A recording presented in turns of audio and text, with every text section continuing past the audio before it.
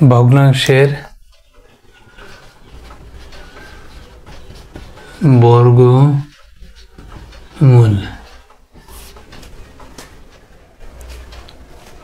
আমরা পূর্ণ সংখ্যার বর্গমূল বের করছি, যেমন ধরো 9, এইটার বর্গমূল 3। ঠিক ভগ্নাংশের ক্ষেত্রে যেমন এটি একটি ভগ্নাংশ 81/16, এটির বর্গমূল আমরা কিভাবে বের করব?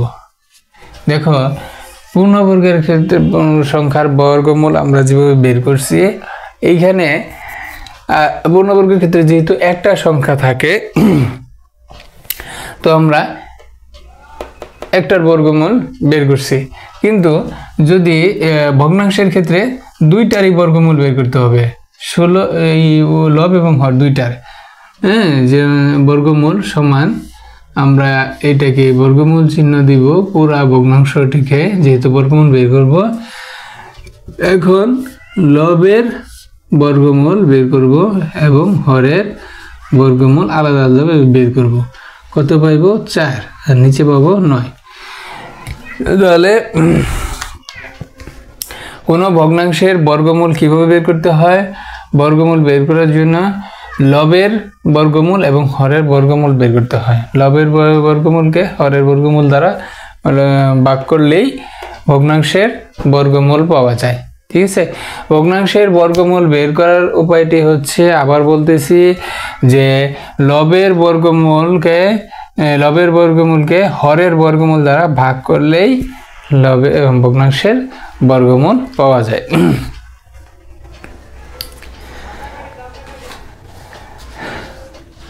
52 সমস্ত 16/9।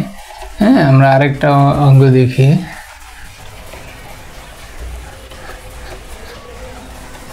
52 সমস্ত 16/9। 52 সমস্ত 16/9, এইটির বর্গমূল আমরা বের করব।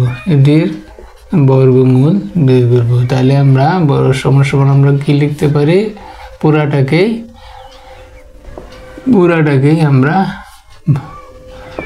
মিশ্র ভগ্নাংশটিকে বর্গমূলে লিখতে পারি। তাহলে এখন নিচে লব বসিয়ে দিলাম। 52 ×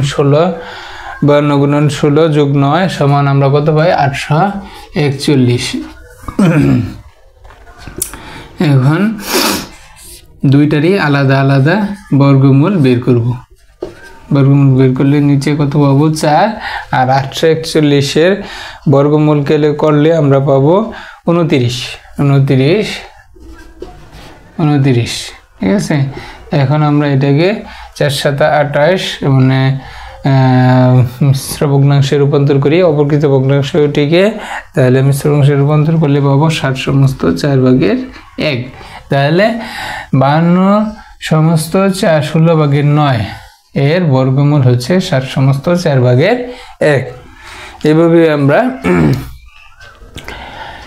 প্রথমে মিশ্র ভগ্নাংশ থাকলে তাকে অপ্রকৃত ভগ্নাংশে রূপান্তর করে নিতে হবে বর্গমূল করে, বর্গমূল চিহ্ন দিয়ে। তারপর লব এবং হরের বর্গমূল বের করলেই আমরা যে ভগ্নাংশটি পাবো সেটি হচ্ছে ভগ্নাংশের বর্গমূল।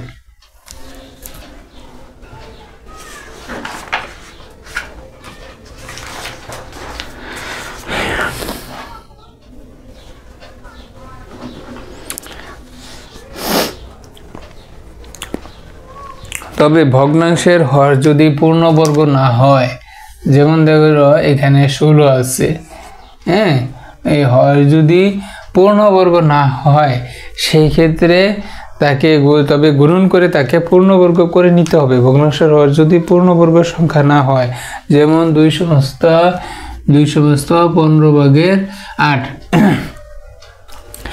2 সমস্ত 15/8। এই নিচের এখানে দেখো এই ভগ্নাংশটির আমরা যদি বর্গমূল বের করতে যাই, তাহলে দেখো নিচের যে 15 হরে 15 আছে সেটি কিন্তু পূর্ণবর্গ সংখ্যা না, 15 পূর্ণবর্গ সংখ্যা নয়।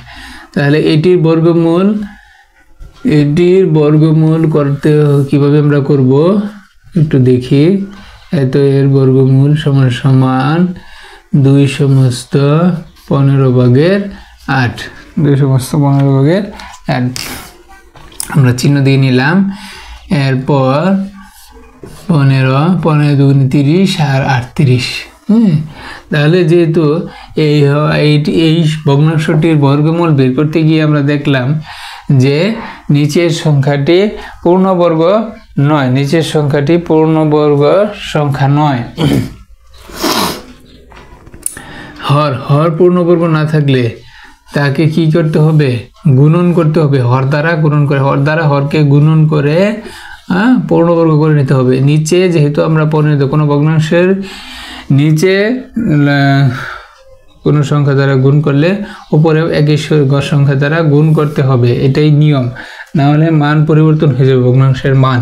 এখন 15 কাটাকাটি করলে আবার 15 ভাগের 38 চলে আসবে। আচ্ছা, তাহলে আমরা এখন লিখতে পারি 38 গুণন 15। 38 গুণন 15 করলে কত হয়? 38 গুণন 15 করলে 570।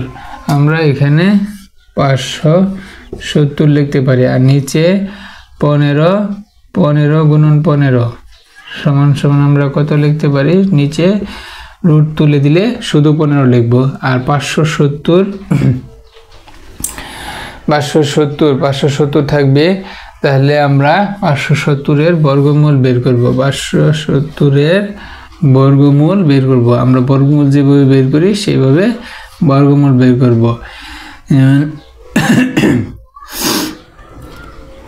570 এর বর্গমূল বের করব। তাহলে বর্গমূল বের করতে গেলে 2 দুগুণে 4, 1 17, 2 দুগুণে 4। এখানে দেখো 4 দিয়ে এখানে একটা সংখ্যা বসাইলে 17 চেয়ে বড় হয়ে যায়। 1ও যদি বসায় তাও কি 17 চেয়ে বড়। তাহলে আমাদেরকে কি করতে হবে? শূন্য নামাইতে হবে। 17 শূন্য নামাইতে হবে। তাহলে শূন্য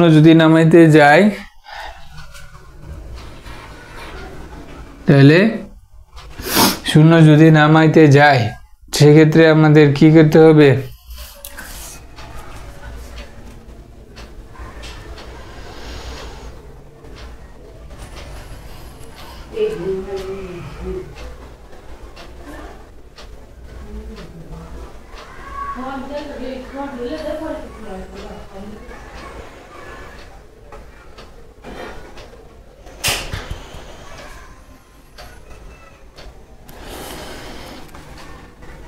শূন্য নামানোর পর শূন্য নামালাম,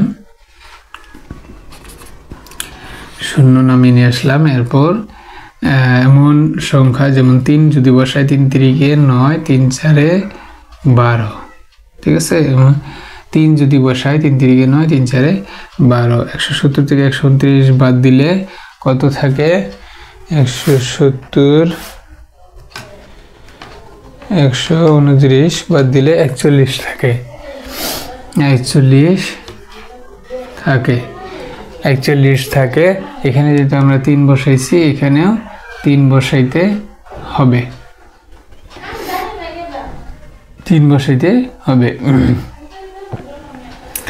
এখন আমরা যেহেতু বর্গমূল বের হয়ে শেষ হয় নাই, ভাগশেষ আছে, তাহলে আমাদেরকে দশমিকে যাইতে হবে। দশমিকে যাইতে হবে। তাহলে আমরা যদি দশমিক বসাই তাহলে এখানেও দশমিক দিতে হবে এবং ডান পাশে শূন্য দিতে হবে এবং নিচেও শূন্য নামাইতে হবে।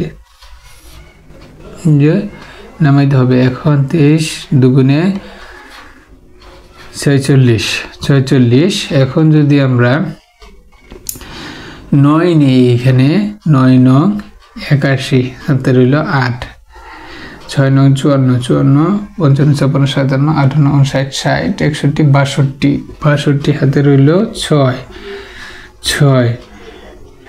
4 নং 36,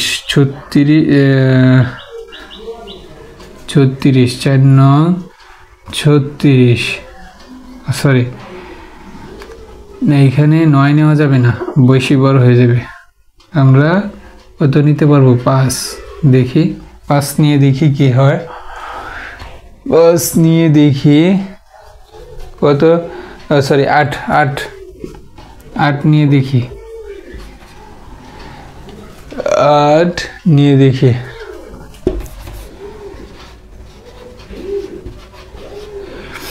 8 নিয়ে দেখি, 8 8 64, হাতে রইল 6, 6 8 48, 49 50 51 52 54, হাতে রইল 5, 4 32 আর 5 37। এখন যদি আমরা বিয়োগ করি 4100 বিয়োগ 4100 বিয়োগ হচ্ছে 37 40 356।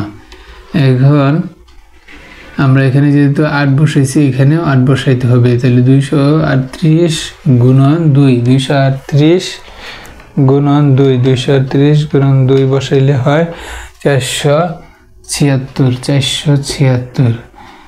এখন ডান পাশে দেখো, যদি কোন সংখ্যা বসাবো, দেখো 7 আমরা বসিয়ে দেখি। 7 সাথে 4 7 6 7,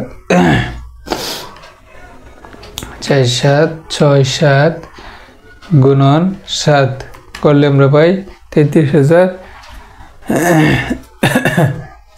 আচ্ছা, এখানে যেহেতু আমরা শূন্য বসাইতে পারি, যেহেতু দশমিক আছে, তাহলে আমরা কিন্তু এখানে আর একটা শূন্য নামাইতে পারি। তাহলে আমরা 7 দিয়ে যদি গুণ করি, গুণফল কত হবে? 33 369, 33 369 বিয়োগ করি 35,600, পাবো কত? 2231। এখন আমরা আর এক জোড়া দশমিক মানে কি আরো শূন্য আছে, আমরা আরো শূন্য নামাইলাম। তোমরা শূন্য এখানে দিয়ে দিতে পারো। হ্যাঁ, আমরা যেহেতু জায়গা কম, আমি এখানে সরাসরি নামিয়ে ফেললাম। শূন্য নামালে সংখ্যার মানের কোনো পরিবর্তন হয় না। তো আমরা এখানে যেহেতু 7 বসাইছি, এখানেও 7 দিতে হবে। 2387 গুণন 7। তো আমার যেহেতু জায়গা কম, তোমরা আরেকটু করে নিবে। এখানে দেখবে যে 8 7 আরও আসবে হচ্ছে, এইখানে 8 7 আরও আসবে হচ্ছে 4 7। তোমরা যদি সমাধান করো, আমি ক্যালকুলেটর দেখে বসিয়ে দিলাম। 23.8747 আসবে প্রায়। হ্যাঁ, 23.8747 আসবে। 23.8747 বর্গমূল 570-এর বর্গমূল করলে 570-এর বর্গমূল করলে 23.8747 আসবে প্রায়। হ্যাঁ, এটা কিন্তু প্রায়, একদম একুরেট না। আমরা যদি 15 দিয়ে বর্গমূলকে বর্গমূলকে বা হরকে ভাগ করি, হ্যাঁ, হরকে যদি ভাগ করি, তবে আমরা পাবো 1.592। ভাগ করে আমরা যদি পাই 1.592, এটা প্রায় হবে, প্রায় লিখতে হবে। তাহলে 2 সমস্ত 15/8 এর বর্গমূল হচ্ছে 1/592। তাহলে একটা জিনিস তোমাদেরকে এখানে বলে রাখি যে দেখো, এই 16 এখানে যে আগের যে আমরা ভগ্নাংশগুলোর বর্গমূল বের করছি, সেখানে হরে কি ছিল? হরে পূর্ণবর্গ সংখ্যা ছিল। কিন্তু যদি হরে পূর্ণবর্গ সংখ্যা এই যে 15 আছে, এখানে পূর্ণবর্গ সংখ্যা যদি না থাকে, তাহলে এই যে সংখ্যাটি থাকবে ওই সংখ্যা দ্বারা গুণ করে পূর্ণবর্গ করে নিতে হবে। 15কে যদি আমরা 15 দিয়ে গুণ করি, তাহলে কি পূর্ণবর্গ হয়ে গেল। ঠিক আছে, তখন আমরা রুট উঠে দিলে এই হরের সংখ্যাটি বসবে।